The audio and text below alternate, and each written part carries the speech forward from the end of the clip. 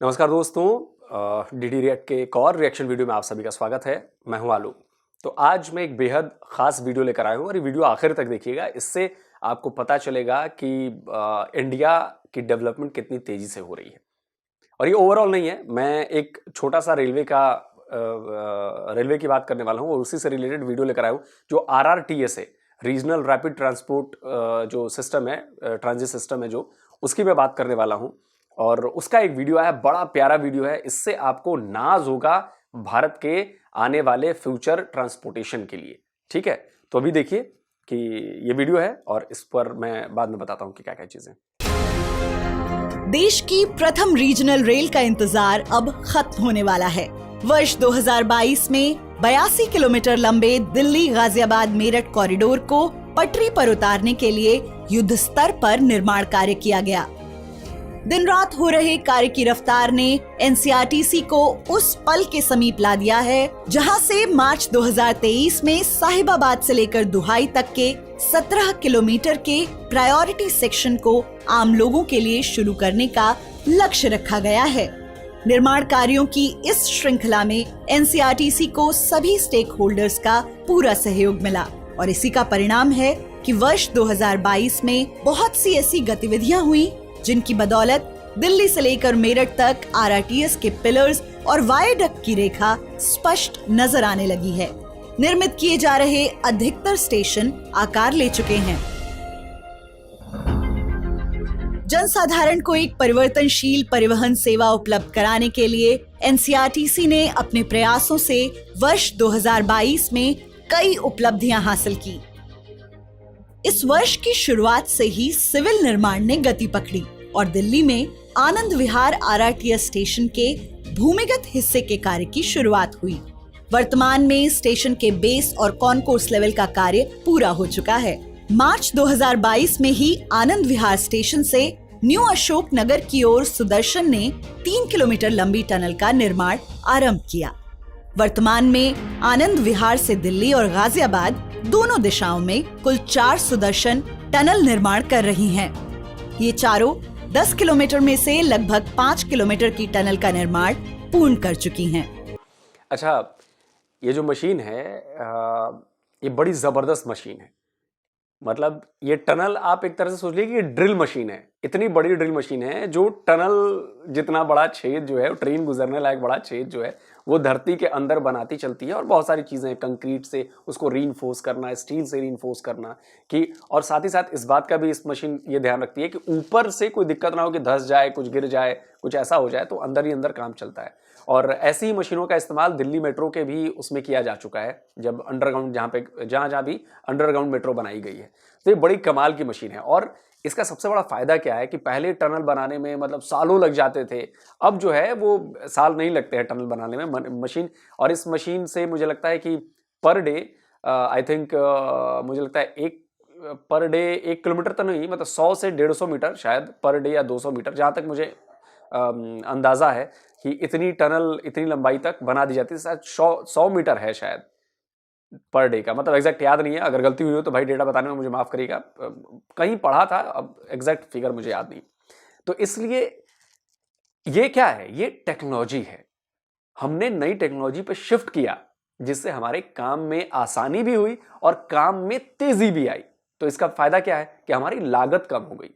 अब साल भर टनल बनाने में लगता, उसके बाद चीजें बनती, फिर होती, फिर तो हो गया भाई, प्रोडक्ट कॉस्ट बढ़ जाती। लेकिन अब क्या है कि अब तेजी से रैपिड काम होता है, तेजी से काम होता है। देखिए, और जैसा कि आपको ट्रेन दिख गई होगी कि ट्रेन कैसी है, इस ट्रेन को देखकर मुझे तो बहुत ही जबरदस्त, मुझे तो वंदे भारत से भी बेहतर ट्रेन डिजाइन लग रही है, पता नहीं क्यों देखने में, बाहर से देखने में तो मुझे तो बड़ा अच्छा लगा। आप लोग बताइएगा कि आरआरटीएस आप लोगों को कैसी लग रही है। इसका बहुत बड़ा फायदा होने वाला है दिल्ली, गाजियाबाद और मेरठ, इनमें सफर करने वाले लोगों के लिए बहुत जबरदस्त फायदा होने वाला है, मैं आपको बता रहा हूं। इसी तरह मेरठ के भी भूमिगत निर्माण ने इस वर्ष कई उपलब्धियां हासिल की। मेरठ के 3 भूमिगत स्टेशनों मेरठ सेंट्रल, भैसाली और बेगमपुल के बीच टनल निर्माण का कार्य अप्रैल 2022 में आरंभ हुआ। सुदर्शन 8.3 ने लगभग 4 महीने के वक्त में गांधी बाग से बेगमपुल के बीच 750 मीटर लंबी सुरंग का सफलतापूर्वक निर्माण कर आरआरटीएस कॉरिडोर का पहला टनल ब्रेक थ्रू किया। उसके बाद सुदर्शन 8.1 ने भैसाली से मेरठ सेंट्रल स्टेशन के बीच 2 किलोमीटर लंबी टनल का निर्माण कर 15 दिसंबर को ब्रेक थ्रू किया। यह मेरठ की सबसे लंबी टनल है। साथ ही मेरठ के तीनों भूमिगत स्टेशनों के प्लेटफॉर्म और कॉन्कोर्स लेवल आदि के सभी स्लैब का निर्माण कार्य पूर्ण कर लिया गया। भूमिगत निर्माण के साथ एनसीआरटीसी ने एलिवेटेड सेक्शन की चुनौतियों को सफलतापूर्वक पार किया। आरआरटीएस कॉरिडोर पर 7 स्पेशल स्टील स्पैन स्थापित किए गए, जिनकी वायडक्ट निर्माण में बेहद अहम भूमिका है। सबसे बड़ा 150 मीटर लंबा स्पेशल स्पैन गाजियाबाद स्टेशन पर स्थापित किया गया। स्पैन स्थापना के साथ वायडक्ट निर्माण भी तेजी से प्रगति करता रहा।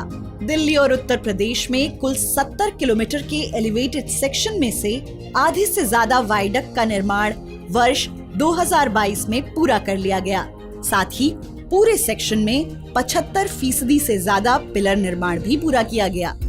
एनसीआरटीसी सड़क पर यात्रियों की कम से कम असुविधा सुनिश्चित करते हुए निर्माण कार्यों के पूरा होने के साथ ही पूरी तत्परता से सड़क पर सुरक्षा के लिए लगाए गए बैरिकेड को हटाता जा रहा है। साथ ही पर्यावरण संरक्षण के लिए सड़कों के बीच डिवाइडर पर तेजी से पौधारोपण का कार्य भी किया जा रहा है।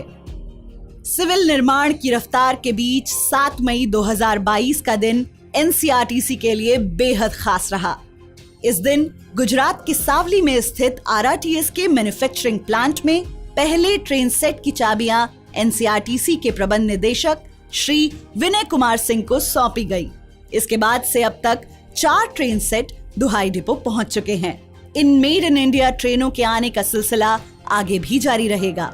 देखिए, मैं कह रहा हूँ ना, मतलब आप डिजाइन देखो इस ट्रेन का यार, क्या वर्ल्ड क्लास डिजाइन है। और सबसे बड़ी बात, मेड इन इंडिया है। ये सबसे बड़ी बात है। पाकिस्तान में अभी चाइना से कोचेस मंगवाए गए हैं, उनकी तस्वीरें मैं आपको दिखा देता हूं। वो पता नहीं कौन से जमाने के कोचेस लग रहे हैं। ऐसा लग रहा है जैसे अभी तक डिजाइनिंग के लेवल पर पता नहीं पाकिस्तान कहाँ है। पाकिस्तान तो डिजाइन नहीं किया, डिजाइन तो चाइना ने किया है। तो वही पुराना जो पाकिस्तानी रेलवे का डिजाइन है उसी हिसाब से उन्होंने डिजाइन करके दे दिया कि ले जाओ भाई। लेकिन आप इस ट्रेन को देखिए, आपको लगेगा नहीं कि भाई ये, मतलब देखने से ही लगता है कि ये फ्यूचर आपका ट्रांसपोर्ट सिस्टम है, ये फ्यूचर ट्रेन है आपकी। देखने में कितनी खूबसूरत लग रही है, आप समझिए। बड़ा ही जबरदस्त यार। मुझे तो मेट्रो से भी ज्यादा अच्छी ट्रेन लग रही है ये। वर्तमान में दुहाई डिपो में इन ट्रेनों की विभिन्न प्रकार की टेस्टिंग की जा रही है। ट्रेन सेट का सफलतापूर्वक टेस्ट रन भी किया जा चुका है। साथ ही LTE कम्युनिकेशन नेटवर्क पर यूरोपीय ट्रेन कंट्रोल सिस्टम प्रणाली के साथ ट्रेन सेट की डायनेमिक टेस्टिंग भी सफल रही है। आरआरटीएस नेटवर्क में लगाया जाने वाला यह विश्व का अपनी तरह का पहला सिग्नलिंग सिस्टम होगा। ट्रेन सेट हासिल करने के साथ वर्ष 2022 में एनसीआरटीसी की सबसे बड़ी उपलब्धि रही कि 17 किलोमीटर लंबे प्राथमिकता खंड में निर्माण कार्यों को लगभग पूर्ण कर लिया गया।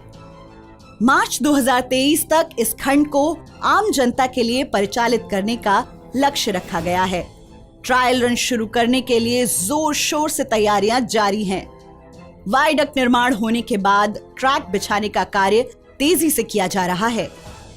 साथ ही OHE के इंस्टॉलेशन का कार्य भी अंतिम चरण में है। सिग्नलिंग और यात्रियों की सुरक्षा के लिए प्लेटफॉर्म स्क्रीन डोर्स के इंस्टॉलेशन का कार्य भी तेजी से किया जा रहा है। देखिए, ये जो आपको दरवाजे देखिए, ऑटोमेटिक दरवाजे हैं। और ये मेट्रो स्टेशन पे आप जाएंगे तो ऐसा शायद इक्का दुक्का मेट्रो स्टेशन पे मिलेगा, लेकिन अब ये देखिए, ये सेफ्टी के लिहाज से भी बड़ा अच्छा है कि आप इसके पार जा नहीं सकते। तो आपको दरवाजा खुलेगा तभी आप यहाँ से घुसेंगे। और ये ऑटोमेटेड दरवाजे हैं। और इसके बाद फिर ट्रेन के दरवाजे होंगे, वो भी ऑटोमेटेड होंगे। प्रायोरिटी सेक्शन में 5 स्टेशन हैं: साहिबाबाद, गाजियाबाद, गुलधर, दुहाई और दुहाई डिपो। इन 5 स्टेशनों के प्रवेश निकास द्वार आदि का निर्माण कार्य प्रगति पर है। साथ ही स्टेशन बिल्डिंग की फिनिशिंग की जा रही है। आरआरटीएस कॉरिडोर पर परिचालन और जरूरी रखरखाव के कार्यों हेतु जुलाई 2022 में एनसीआरटीसी ने जर्मन कंपनी डॉयचे बाहन के साथ अनुबंध किया।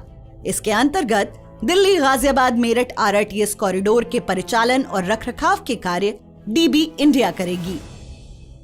ऑपरेशंस के इतने समीप पहुंचने के साथ एनसीआरटीसी ने वर्ष 2022 में देश की कई प्रमुख प्रदर्शनियों में शामिल होकर लोगों को आरटीएस की विशेषताओं से अवगत कराया।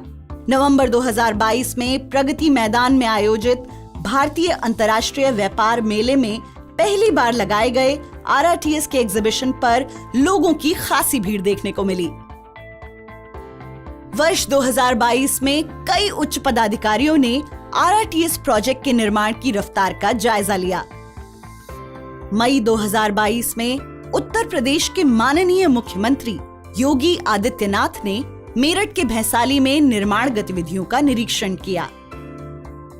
Asian development bank, Asian infrastructure investment bank तथा न्यू डेवलपमेंट बैंक के कई पदाधिकारियों ने कॉरिडोर के प्रमुख स्थलों का दौरा किया। इस प्रोजेक्ट में कई ऐसी नवीनतम तकनीकों का प्रयोग हो रहा है जिससे न सिर्फ हमारे देश बल्कि पूरे विश्व की निगाहें हम पर टिकी हुई हैं। इसीलिए इससे संबंधित खबरों को देश और विदेश की मीडिया में प्रमुखता से प्रकाशित किया गया। साथ ही सोशल मीडिया पर भी इसकी खासी चर्चा हो रही है। युद्ध स्तर पर किए जा रहे निर्माण कार्यों के बीच एनसीआरटीसी ने सामुदायिक जागरूकता, परिवहन के माध्यम से महिलाओं के सशक्तिकरण, वर्कर्स की सुरक्षा और पर्यावरण संरक्षा के लिए कई अभियान चलाए। मार्च 2022 में आरटीएस प्रोजेक्ट साइट पर निर्माण श्रमिकों के लिए राष्ट्रीय सुरक्षा सप्ताह का आयोजन किया गया। स्वच्छ और हरित पर्यावरण की दिशा में योगदान देते हुए एनसीआरटीसी ने न्यूनतम प्रदूषण तकनीकों का प्रोजेक्ट में इस्तेमाल करते हुए निर्माण कार्य सुनिश्चित किया है।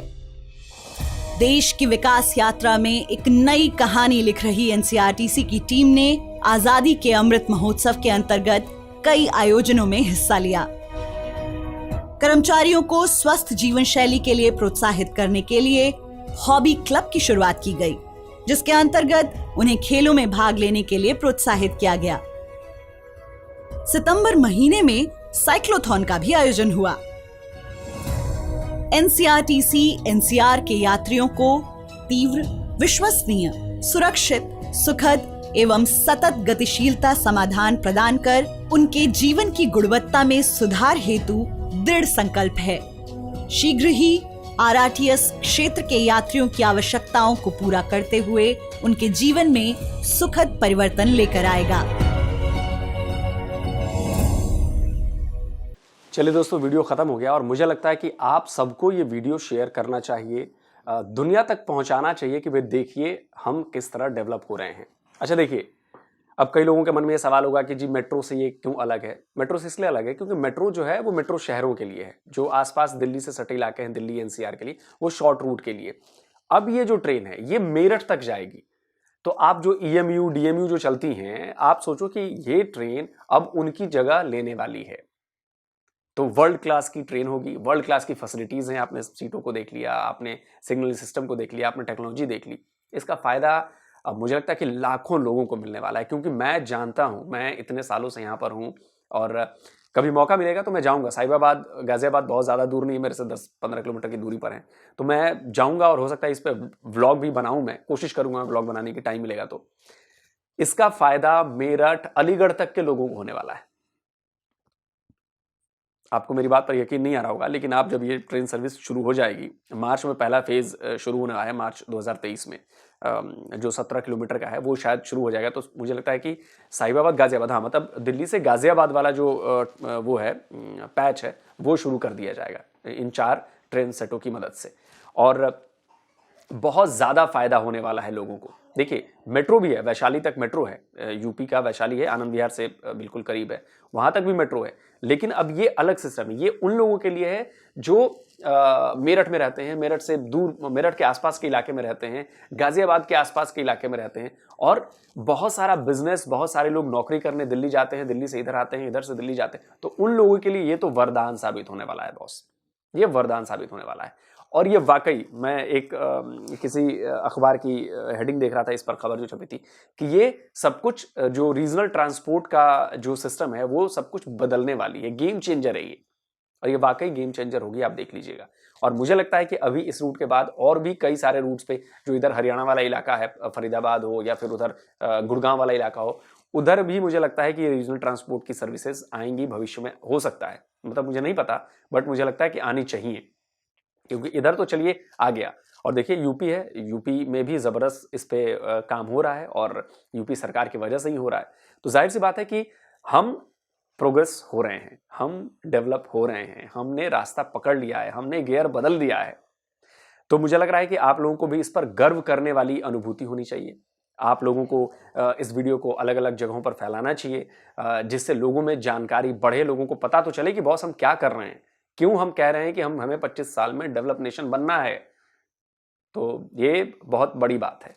और बाकी पाकिस्तान के लोगों को भी, जो मेरे दर्शक हैं पाकिस्तान के, वो भी देखे भाई कि हम कहाँ अपने सिस्टम्स को, ट्रांसपोर्टेशन सिस्टम को कहाँ फ्यूचरिस्टिक वे में लेके आगे जा रहे हैं, और आपके यहाँ अभी भी वो चाइना से डब्बे मंगाए जा रहे हैं। तो ये फर्क है इंडिया और पाकिस्तान में।